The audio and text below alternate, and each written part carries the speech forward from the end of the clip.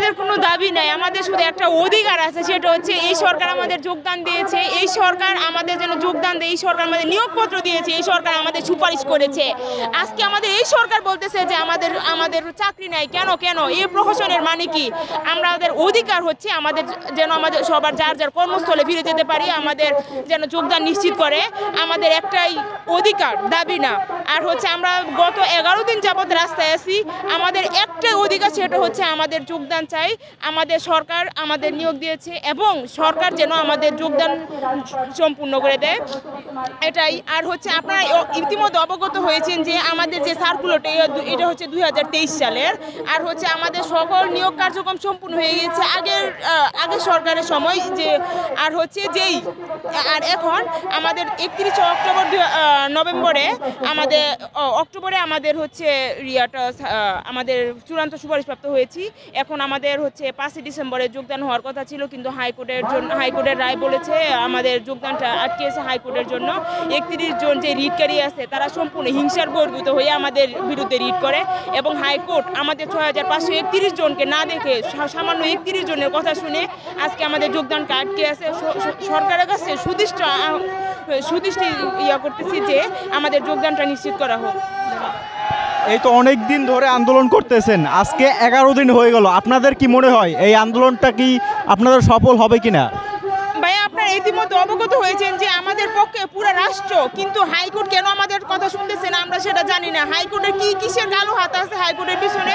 বিচার বিভাগ কি এখনো স্বাধীন হয় নাই? তাহলে স্বৈরাচার কেন পতন হয়েছে? যদি বিচার বিভাগ এখনো স্বাধীন না হয়, যদি বিচার বিভাগের এখনো যদি যৌক্তিকটা যদি এখনো তার অযৌক্তিক মনে করতেছে, কেন তাহলে আমরা এই স্বাধীন এই কষ্ট করে কেন আবু সাঈদের বাংলা, কেন আবু সাঈদ রক্ত দিল, কেন আবু সাঈদ জীবন দিল? আজকে কি আমাদের এই জীবনের কোনো মূল্য নাই?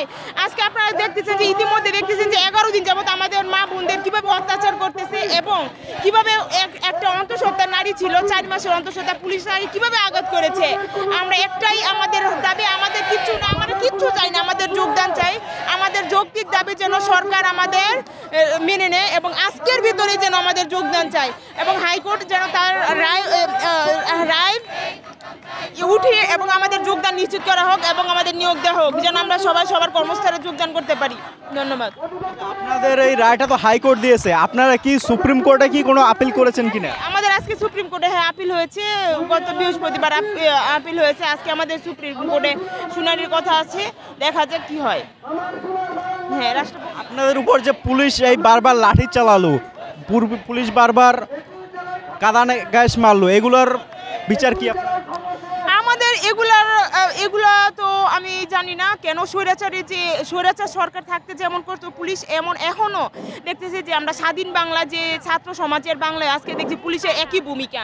আমাদের একটাই দাবি, এখন আমাদের চাকরি দিয়ে দিক, আমাদের যোগদান দিয়ে দিক, আমরা চলে যাই।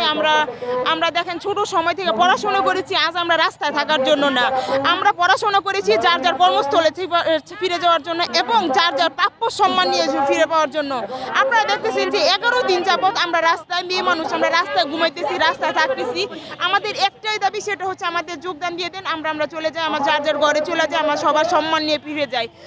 আমাদের এই সরকার সম্মান দান করেছে এবং এই সরকার যেন আমাদের সম্মান রক্ষা করে, এটাই আমাদের দাবি। ধন্যবাদ।